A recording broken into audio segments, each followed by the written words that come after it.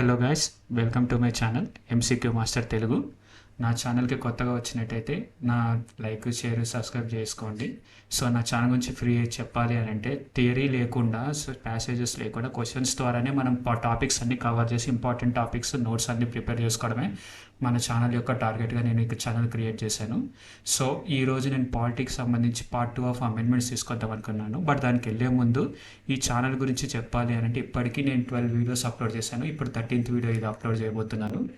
మీరు కానీ ఇది ఫాలో అయితే మీకు చాలా వరకు సిలబస్ కవర్ అవుద్ది. పాలిటిక్స్ సంబంధించి ఆల్మోస్ట్ సిలబస్ కవర్ అవ్వచ్చింది. ఆల్మోస్ట్ 70% సిలబస్ కవర్ చేశాను. ఇంకా 6-7 వీడియోస్ ఉన్నాయి. అవి ఉంటే మొత్తం పాలిటిక్స్లో ఆల్మోస్ట్ కవర్ అయిపోద్ది. మీకే తేడా తెలుస్తుంది. ఒక్కసారి ఈచ్ వీడియోలో 25 క్వశ్చన్స్ ఉన్నాయి. ఫండమెంటల్ డ్యూటీస్ నుంచి మొత్తం ఇక్కడ దాకా కాన్స్టిట్యూషనల్ అమెండ్మెంట్ దాకా ఉంది క్వశ్చన్స్. సో ప్లీజ్ ఒకసారి ఈ ప్లేలిస్ట్ని ఫాలో అవ్వండి. ఇప్పుడు ఇంకో ఈ వీడియో కూడా యాడ్ చేస్తాను. ఇంపార్టెంట్ ఆర్టికల్స్ పార్ట్ 4 ఇవన్నీ కూడా ఉన్నాయి. సో ప్లీజ్ నా ఛానల్కి లైక్, షేర్ అండ్ సబ్స్క్రైబ్ చేసి థ్యాంక్ చేయండి. ఇప్పుడు కాన్స్టిట్యూషనల్ అమెండ్మెంట్స్ పార్ట్ 2కి సంబంధించి చూద్దాం. Okay, let's get into. నిన్న పార్ట్ 1 చేశాను, ఈరోజు పార్ట్ 2 చేయబోతున్నాను. చూద్దాం. పార్ట్ 2 వచ్చేసి additional amendments info. First of all ఈ నోట్స్ గుర్తు చేసుకోండి. 30th అమెండ్మెంట్ యాక్ట్ ఏంటి? Abolish supreme court appeal to provision in civil cases. Civil కేసెస్కి సంబంధించి సుప్రీంకోర్టులో అవే అపీల్మెంట్ ఉండకుండా చూసుకునేందుకు 30th అమెండ్మెంట్ చేసింది. 51st అమెండ్మెంట్ వచ్చేసి ST reservation in Nagaland, Meghalaya, Mizoram and Arunachal Pradesh assemblies. And 52nd వచ్చేసి ఏమో యాంటీ డిఫెక్షన్ లా. దాని మీద కూడా ఇంపార్టెంట్ క్వశ్చన్ ఉంటుంది. ఇక్కడ నేను టైప్ చేయలేదు, సారీ.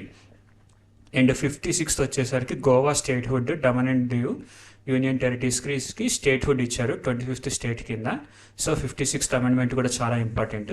62nd అమెండ్మెంట్ వచ్చేసి extended of SST reservation by 10 years ఉంది. ఓకే, తర్వాత 60 మళ్ళీ 72nd, 73rd అక్కడ ఉంటుంది మళ్ళీ extended reservation. So every 10 years కల్లా ఎక్స్టెండ్ చేసుకుంటూ పోతున్నారు. అండ్ 61st అమెండ్మెంట్ వచ్చేసరికి మనం ఆల్రెడీ చూసాము, ఓటింగ్ ఏజ్ని 21 నుంచి 18కి చేశారు. అండ్ 73rd అమెండ్మెంట్ వచ్చేసరికి పంచాయతీరాజ్కి సంబంధించింది. దానికి కాన్స్టిట్యూషనల్ స్టేటస్ ఇచ్చారు. 73rd వచ్చిన తర్వాత 74th అంటే మున్సిపాలిటీ కూడా కాన్స్టిట్యూషనల్ స్టేటస్ ఇచ్చారు, దానికి సంబంధించి ఉంటుంది. అండ్ 83rd అమెండ్మెంట్ వచ్చేసరికి 73rd తర్వాత 83rd అమెండ్మెంట్ వచ్చేసరికి అరుణాచల్ ప్రదేశ్ గవర్నెన్స్, దానికి సంబంధించి ఏదో రీనేమింగ్, దానికి అరుణాచల్ ప్రదేశ్ అసెంబ్లీకి సంబంధించి ఏదో ఉంది 83rd. అండ్ 92nd అమెండ్మెంట్ వచ్చేసరికి లాంగ్వేజెస్కి సంబంధించి ఉంది. బోడో, దిరి, మతాలి అండ్ సంతాలి. అండ్ టోటల్ 22 లాంగ్వేజెస్ని ఇండియన్ రికగ్నైజ్ చేసిందని చెప్పడానికి ఇది 22 లాంగ్వేజెస్ ఉన్నాయి 92nd అమెండ్మెంట్ ద్వారా. 92nd అమెండ్మెంట్ అంటే 86కే మనం 2003 అక్కడ ఉన్నాం కాబట్టి 92nd అమెండ్మెంట్ అని వచ్చేసరికి 2009-7 ఆ టైంలో ఉండొచ్చు.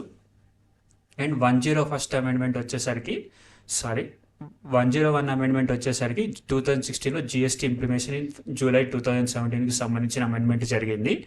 ఓకే, 2016లో పాస్ చేశారు, 2007లో అమల్లోకి వచ్చిన అమెండ్మెంట్ జిఎస్టీ అంటే 101 అని గుర్తుంచుకోండి, important. And next question 52nd amendment anti డిఫెక్షన్లో చెప్పాను కదా. 53rd amendment special provision for Mizoram state. Okay, 53rd amendment వచ్చేసరికి special provision for Mizoram state. Okay, 53rd amendment వచ్చేసరికి special provision for Mizoram state, అది గుర్తుంచుకోండి. మిజోరాంకి సంబంధించి 53rd. అండ్ 56th వచ్చేసరికి సిక్కింకి 56 వచ్చేసరికి గోవాకు ఉంటుంది. 36 వచ్చేసరికి సిక్కిం ఉంటుంది. అదంతా మనం చూద్దాం. లేదంటే ఫస్ట్ ఇది చూడండి. 54th అమెండ్మెంట్ వచ్చేసరికి CJ judges salary. 54th amendment అంటే జడ్జెస్ శాలరీ, అది గుర్తుంచుకోండి. 55th వచ్చేసరికి special governor for Arunachal Pradesh. Okay, special governor powers for Arunachal Pradesh 55th amendment act, అది గుర్తుంచుకోండి. ఓకే, ఇప్పుడు first question 61st constitutional amendment act of 1988 reduce the voting age 21 to 18 years. మనం ఇది 10 సార్లు చేసాము. ఈ క్వశ్చన్ చాలా ఇంపార్టెంట్. సో అయినా సరే మళ్ళీ రిపీట్ అయింది కాబట్టి చేస్తున్నాను. Okay, next question. In November 2022 the supreme court upheld 103rd amendment providing -% reservation to EWS. Economic weaker సెక్షన్కి ఎంత రిజర్వేషన్ ఇచ్చింది సుప్రీంకోర్టు? ఆన్సర్ వచ్చేసి 10. Okay, 10 is on answer. 10% reservation in ఉంది. Justice CJ U Lalit, justice Maheshwari, భర్త్ త్రివేడి, ఇవన్నీ మనకి ఇప్పుడు సిజేలు ఉండొచ్చు, లేకపోవచ్చు, అది ఇంపార్టెంట్ కాదు. బట్ 103rd అమెండ్మెంట్ వచ్చేసరికి 10% ఈడబ్ల్యూఎస్, అది గుర్తుంచుకోండి. Which amendment deals with formation of Sikkim state. Sikkim అంటే 36 అని గుర్తుంచుకోండి నెంబరు. నాకు 4 సార్లు పట్టింది 4 రోజులు పట్టింది గుర్తుంచుకోవడానికి. సిక్కిం వచ్చేసి 36th state. And 42nd amendment వచ్చేసరికి ఫండమెంటల్ డ్యూటీస్ యాడ్ చేయడం అవన్నీ సంబంధించింది. అండ్ 30th అమెండ్మెంట్ కూడా మనం ఇందాక చూసాం, మర్చిపోయాను, very very sorry. 30th amendment కూడా ఏదో ఉంది, ఇదిగోండి. 30th అమెండ్మెంట్ వచ్చేసరికి సివిల్ కేసెస్కి సంబంధించి సుప్రీంకోర్టులో అపీల్ లేకుండా ఉంది. వెరీ వెరీ సారీ, నాకు గుర్తురాలేదు. 30th అమెండ్మెంట్ ఏది? ఓకే, 30th అమెండ్మెంట్ వచ్చేసి అది. అండ్ 36th అమెండ్మెంట్ వచ్చేసి 60 సెకండ్స్. అండ్ 51 పెద్ద అంత ఇంపార్టెంట్ కాదు. 52nd వచ్చేసరికి యాంటీ డిఫెక్ట్స్ అలా, అది గుర్తుంచుకోండి. ఓకే, 36th అమెండ్మెంట్ ద్వారా సిక్కింకి మ్యాక్సిమం 32 మెంబర్స్ అడాప్టెడ్ రెజల్యూషన్ 1974లో ఫుల్ ఫ్లెడ్జెడ్ స్టేట్. అండ్ 35 వచ్చేసరికి సిక్కింకి ఏదో కాన్స్టిట్యూషనల్ ప్రొటెక్షన్ ఆఫ్ స్టేట్ అనేది ఉంది, స్పెషల్ స్టేటస్ లాంటిది, దాన్ని తీసిపడేసారు 35th వచ్చేసరికి, అది కూడా గుర్తుంచుకోండి, additional information. 52nd amendment act అంటే యాంటీ డిఫెక్షన్ లా అని మనం డైరెక్ట్గా గుర్తుంచుకోవాలి. 1985లో వచ్చింది, included what in the constitution, anti defection law. ఎమ్మెల్యేలు ఒక పార్టీలో గెలిచి ఇంకో పార్టీకి జంప్ అవడం అట్లాంటివి జరగకుండా ఉండడానికి 52nd అమెండ్మెంట్ యాక్ట్ అనేది ఇంపార్టెంట్, చాలా ఇంపార్టెంట్, అది గుర్తుంచుకోండి. అండ్ ఫార్మేషన్ ఆఫ్ సిక్కిం వచ్చింది, అంటే దీనికి 36 ఫార్మేషన్ ఆఫ్ సిక్కింకి సంబంధించి 36th అమెండ్మెంట్ యాక్ట్, అది గుర్తుంచుకోండి. Okay, 52nd amendment act major step in political stability and party discipline. Okay, next question. Which amendment act late on the fundamental duties for Indian citizen. ఇది 42nd amendment act అని మనకు తెలుసు. 42nd amendment act బాగా గుర్తుంచుకోండి. And 44th వచ్చేసరికి 42ndలో జరిగిన చాలా అమెండ్మెంట్స్ని nullify చేయడానికి, రివర్స్ చేయడానికి యూజ్ చేస్తారు కాబట్టి 44. ఏదైనా సరే యాడ్ అని వచ్చిందంటే 42nd మ్యాక్సిమం ఉంటుంది క్వశ్చన్స్. అండ్ డిలీట్ అని వచ్చిందంటే 44th అమెండ్మెంట్ యాక్ట్ అని ఉంటుంది, అది గుర్తుంచుకోండి. Okay, 42nd amendment act part 4 of the constitution fundamental duties add చేశారు. 51Aలోనే 11 ఫండమెంటల్ డ్యూటీస్ ఉన్నాయి, inspired by constitution of USSR. Okay, ఇది మనం ఆల్రెడీ ప్రీవియస్ వీడియోలో చేసాం, ఫస్ట్ వీడియోలోనే. So thank you. Which amendment act adopted provisions related to municipalities. ఇదిగోండి ఇక్కడ మున్సిపాలిటీస్ అని ఉంది. 73rd వచ్చేసరికి పంచాయతీరాజ్ అయితే 74th వచ్చేసి మున్సిపాలిటీస్ అమెండ్మెంట్. మున్సిపాలిటీస్కి కాన్స్టిట్యూషనల్ స్టేటస్ వచ్చింది అని అంటే, ప్రొవిజన్స్ వచ్చిందంటే అది 74th అమెండ్మెంట్ యాక్ట్, అది గుర్తుంచుకోండి. ఓకే, 74th అమెండ్మెంట్ యాక్ట్ గుర్తుంచుకొని. Added provisional related to municipalities in constitution, introduced significant changes for urban local governance, give constitutional status to urban local bodies. Okay, 73rd amendment వచ్చేసరికి Panchayati Raj. Okay, అది గుర్తుంది కదా, 73rd వచ్చేసరికి Panchayati Raj. Next question. 61st amendment act, మళ్ళీ ఇదే question వచ్చింది. 18 to 21 to 18 years, అది మనం ఇంకా అంతకంటే ఏం అవసరం లేదు. 61st అమెండ్మెంట్ అనేది రెడ్యూస్డ్ ఓటింగ్ ఏజ్ అనేది మనకి ఇప్పటికీ తెలిసిందే. నెక్స్ట్ క్వశ్చన్కి వెళ్దాం. Which amendment added Bodo, Dogri, Santali and Maithili to recognized languages. Okay, languages అని వచ్చిందంటే నేను ఫస్ట్ చెప్పాను 92nd అమెండ్మెంట్ యాక్ట్ అని, అది గుర్తుంచుకోండి. 92nd అమెండ్మెంట్ యాక్ట్ వచ్చేసి లాంగ్వేజెస్. 73rd వచ్చేసరికి పంచాయతీరాజు. అండ్ 101 వచ్చేసరికి జిఎస్టీకి సంబంధించింది. అండ్ 103rd వచ్చేసరికి ఈడబ్ల్యూఎస్ రిజర్వేషన్. ఇందాకే చేశాను మన క్వశ్చన్స్, ఒకసారి మీరు రివర్స్ రీప్లే కొట్టి చూడండి, మీకు తెలుస్తుంది. కొంచెం వెనక్కి వెళ్ళి 92nd వచ్చేసరికి లాంగ్వేజెస్కి సంబంధించింది. 92nd అంటే లాంగ్వేజెస్ బాగా గుర్తుంచుకోండి. 92nd అమెండ్మెంట్ లాంగ్వేజెస్ అంతే. Which amendment provided for setting up administrative tribunals. Administrative tribunals wild guess అంటే 42nd అమెండ్మెంట్లోనే యాడింగ్ జరిగింది కాబట్టి 42nd అమెండ్మెంట్. 44th అనేది మ్యాక్సిమం రివర్స్ చేయడము తీసేయడం జరిగింది కాబట్టి 44th కాదు. ఓకే, అలా గుర్తుంచుకున్నాను నేను. So 42nd act. మీకు కానీ వేరే ట్రిక్ ఉంది ఇలా గుర్తుంచుకోవడానికంటే కింద కామెంట్ చేయండి please. And thank you. And 59th వచ్చేసరికి emergency powers in Punjab when necessary. And 44th వచ్చేసరికి డిలీటెడ్ రైట్ టు పవర్. ఇదిగో 44th అమెండ్మెంట్లో అన్ని డిలీషన్స్ ఉంటాయి. 24th వచ్చేసరికి made presidential assent compulsory for amendments. ఏదైనా అమెండ్మెంట్ చేయాలి పార్లమెంట్లో అని అంటే ప్రెసిడెంట్ అసెంట్ అనేది కంపల్సరీ ఉంటుంది. ప్రెసిడెంట్ ఒప్పుకుంటేనే అమెండ్మెంట్కి వాల్యూ ఉంటుంది అని గుర్తుంచుకోండి. So 24th is our answer. Okay, 42nd amendment అనేది ట్రిబ్యునల్స్కి సంబంధించిన ఆన్సర్. అండ్ 24th కూడా ఇంపార్టెంటే, ప్రెసిడెంట్ అసెంట్ ఉంటేనే అమెండ్మెంట్కి ఇంపార్టెన్స్ అనేది, అది గుర్తుంచుకోండి. Okay, which was the lengthiest amendment of the constitution of India. ఇంకేమంది 42nd. మనం మొన్నటి నుంచి తలబుట్టుకుంటున్నాము. 42nd amendment act is our lengthiest and mini constitution అని కూడా అంటారు దీన్ని. Okay, called mini constitution of Indira Gandhi అని కూడా అంటారు, అది గుర్తుంచుకోండి. అండ్ ఇదంతా ఇప్పుడు ఎమర్జెన్సీ 1976 టైంలో జరిగింది. ఎమర్జెన్సీ ఉన్నప్పుడు దేశంలో అప్పుడు జరిగింది కాబట్టి అది గుర్తుంచుకోండి. Okay, next question, which amendment added taxes on services in union list? Goods and service tax అంటే 101 అని అనుకుంటాం, కానీ ట్యాక్సెస్ ఆన్ సర్వీసెస్కి సంబంధించి ఎప్పుడు అని అంటే 88 అనుకుంటున్నాను నేను, ఎందుకంటే 56 వచ్చేసరికి గోవాకి సంబంధించి, గోవా, దమన్ అండ్ దావ్ యూనియన్ టెరిటరీస్కి. 61 వచ్చేసరికి ఏమో రైట్ టు ఓటింగ్కి సంబంధించి ఉంది కాబట్టి 62 అది కూడా అది అవ్వదు. అండ్ 88 ఆర్ 78 అయ్యే ఛాన్సే ఉంది. సో నా గెస్ వచ్చేసి 88. బాగా చదివినట్టు గుర్తుంది, కరెక్ట్ ఇప్పుడు నాకు గుర్తు రావట్లేదు. 88 ఏమనుకుంటున్నా, 88 is our answer. Okay, 88 is our answer. Taxes on services వచ్చేసి 88. ఓకే, ట్యాక్సెస్ ఆన్ సర్వీసెస్ వచ్చేసి 88. Important revenue generation framework, tax jurisdiction of union government, దానికి అంతా సంబంధించి 88th అమెండ్మెంట్. Okay, which amendment gave status of state to Goa? గోవాకి, Daman and Diu union టెరిటరీకి 56th amendment యాక్ట్లోనే status వచ్చింది. అండ్ 36 వచ్చేసరికి సిక్కింకి. ఓకే, 36th అమెండ్మెంట్ యాక్ట్ సిక్కింకి, 56th అమెండ్మెంట్ యాక్ట్ గోవాకి, ఇంకా యూనియన్ టెరిటరీ దమన్ అండ్ దావ్ అనే స్టేట్కి. 52nd వచ్చేసరికి మనకి తెలిసిందే యాంటీ డిఫెక్షన్లా. 59, 48 ఏమంత value కాదనుకుంటా.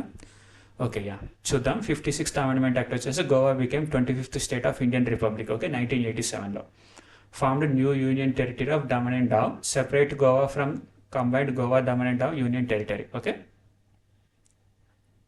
which amendment extended High Court jurisdiction to Union Territories? Okay, High Court యొక్క jurisdiction Union Territories కి ఏది ఎక్స్టెండ్ చేసింది? So our answer is 9th amendment, 7th amendment, 1st amendment, 13th amendment. మనం ఇంతకుముందే చూసాం వీడియోలో. First amendment వచ్చేసరికి weaker section SC ST వాళ్ళకి ఇంప్రూవ్మెంట్కి సంబంధించింది. అదైతే గుర్తుంటే క్వశ్చన్ కూడా వచ్చింది, అది ఫస్ట్ అమెండ్మెంట్ దేని మీద అని. 1951లో జరిగింది ఫస్ట్ అమెండ్మెంట్. నా క్వశ్చన్ బాగా గుర్తుంది, మీకు గుర్తుంటే లేదు చెప్పండి. సో ఆన్సర్ అయితే నాకు తెలిసి 7th one. High court jurisdiction to union టెరిటరీస్కి వెళ్ళింది 7th అమెండ్మెంట్ తోటి. చదివినట్టు గుర్తుంటే కనీసం ఒక 5 times చదివాను ఈ క్వశ్చన్ పేపర్, ఈ క్వశ్చన్స్ 25 క్వశ్చన్స్ మొత్తాన్ని. మీరు కూడా అలా 5 times చదవాలి, అప్పుడే మీకు గుర్తుంటుంది, లేదంటే గుర్తుండదు. సో అది 7th కాన్స్టిట్యూషన్ అమెండ్మెంట్ 1956లో జరిగింది. ఇది 5 times కానీ మీరు ఒకసారి రివైజ్ చేసుకుంటే నోట్స్ని మీకు ఈజీగా వస్తాయి ఈ క్వశ్చన్స్ అన్ని. Next question, right to form cooperative societies was incorporated by which amendment?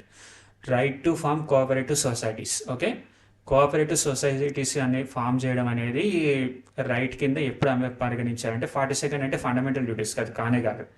86th amendment యాక్ట్లో రైట్ టు ఎడ్యుకేషన్ దానికి సంబంధించింది. ఈ రెండు ఎలిమినేట్ అయిపోయినాయి మనకి, ఈ రెండు. ఓకే, ఈ రెండు ఎలిమినేట్ అయిపోయింది, నెక్స్ట్ 94th అమెండ్మెంట్ 2006, లేదంటే 42nd amendment, 97th amendment 2011. Answer వచ్చేసి 2011 అనమాట, ఎందుకంటే నాకు చదివిన గుర్తు అంతే, అంతకుమించి ఇంకేం లేదు. 97th వచ్చేసరికి రైట్ టు ఇదే ఫార్మ్ కోఆపరేటివ్ సొసైటీస్ అనేది ఫామ్ చేయొచ్చు అని రైట్ 2011లో ఫండమెంటల్ రైట్ కింద ఉంది, అది గుర్తుంచుకోండి. 7th amendment facilitated appointment of same person as governor for how many states? Okay, 2 states అనమాట. గవర్నర్ 2 స్టేట్లకి గవర్నర్ ఉండొచ్చు అనేది 7th అమెండ్మెంట్కి సంబంధించి ఉంది.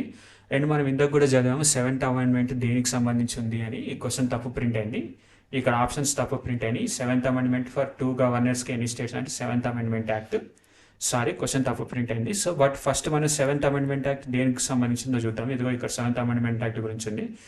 Abolished previous classification of states into 4 categories. Extended high court jurisdiction, ఒక స్టేట్కి 2 గవర్నర్ కూడా ఉండొచ్చు అనేది 7th అమెండ్మెంట్ యాక్ట్ ద్వారానే జరిగిందని అయితే గుర్తుంచుకోండి. Okay, facilitated appointment of same person as governor for 2 or more states to have common governor. Okay, 7th constitution amendment యాక్ట్కి కూడా అదే ఉంది, బాగా గుర్తుంచుకోండి. 7th కాన్స్టిట్యూషన్ అమెండ్మెంట్కి 2 గవర్నర్లు ఉండొచ్చు. High court jurisdiction to union territory కూడా 7th కాన్స్టిట్యూషన్ అమెండ్మెంట్ ద్వారా జరిగింది.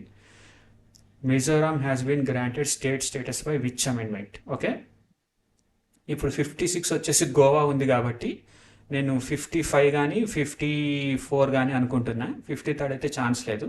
సో నాకు ఆప్షన్ కరెక్ట్ గుర్తు రావట్లేదు, very sorry. 53rd amendment. Okay, 52nd వచ్చి anti defection law, and 53rd వచ్చేసి special status to Goa, and 53rd to మిజోరాంకి వచ్చి 53rd, అండ్ 35 అనుకుంటే సిక్కింకి సంబంధించే పోయింది, అది 35, 36 సారీ కన్ఫ్యూజ్ అయ్యాను. అండ్ 53rd వచ్చేసరికి మిజోరాంకి సంబంధించి ఉంది. సో అంతే, ఇంకా నేను 54th అంటే ఏంది, 55th అంటే ఏంది కూడా నాకు గుర్తులేదు, very sorry about that. And 53rd వచ్చేసరికి Mizoram, Mizoram 53rd constitution amendment మిజోరాంకి సంబంధించి ఉంది, అది బాగా గుర్తుంచుకోండి. Autonomy for Mizoram, okay. Enhanced administrative autonomy for Mizoram అనేది 53rd అమెండ్మెంట్ యాక్ట్ ద్వారా వచ్చింది. 53rd amendment enhanced ability for Mizoram. Which amendment abolished privy purses and privileges of former rulers. Former rulers అంటే ఎవరు? ప్రిన్స్లీ స్టేట్స్, బ్రిటిష్ టైంలో ఉన్న రూలర్స్ ఇండియాకి స్వాతంత్రం వచ్చిన తర్వాత కూడా కొన్ని పెన్షన్స్, కొన్ని స్పెషల్ ఎంజాయ్ చేస్తూ ఉన్నారన్నమాట, కొన్ని స్పెషల్ సర్వీసెస్ గవర్నమెంట్ నుంచి. అవన్నీ తీసేయాలి అని చెప్పేసి ఎవరు చేశారు అని అంటే ఇందిరాగాంధీ ప్రపోజ్ చేసిన దానికి సంబంధించి. ఇందిరాగాంధీ చేసింది అని అంటే 1971 ఆ టైంలో జరిగింది కాబట్టి answer is 26th constitution amendment 1971. అంతే. 26th వచ్చేసరికి 1971 privy purse, okay. 26th privy purse, అది గుర్తుంచుకోండి.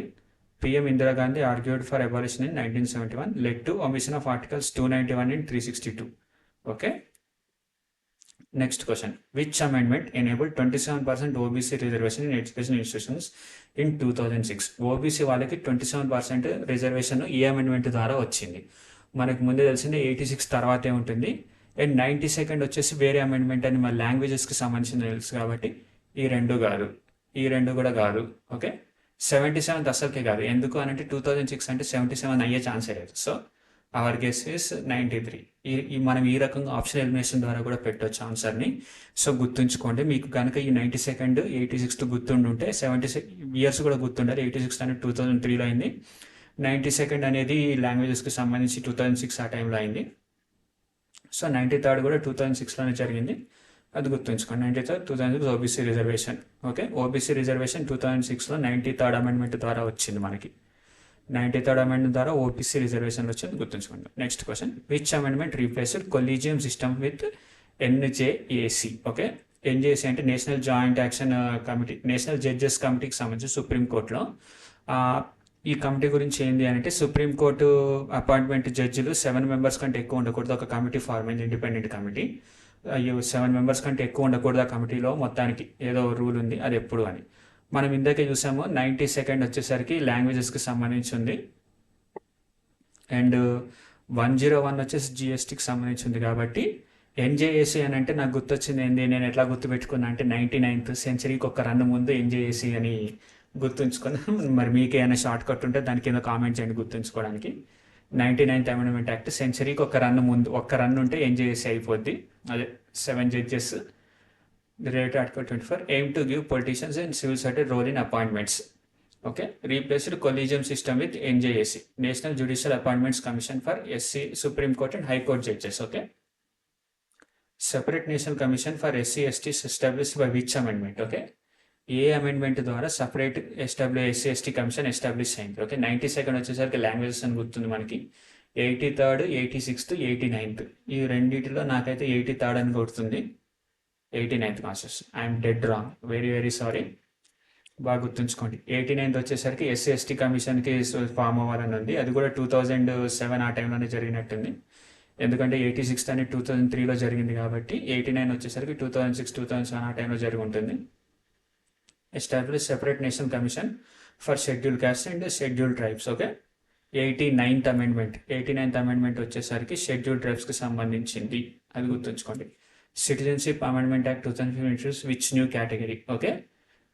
2015లో సిటిజన్షిప్ అమెండ్మెంట్ యాక్ట్ అనేది జరిగింది. అది 103rd amendment. Citizenship amendment act వచ్చేసి 103 అనమాట. 103 వచ్చేసరికి మరి అమెండ్మెంట్ ఎవరికి ఇచ్చారు?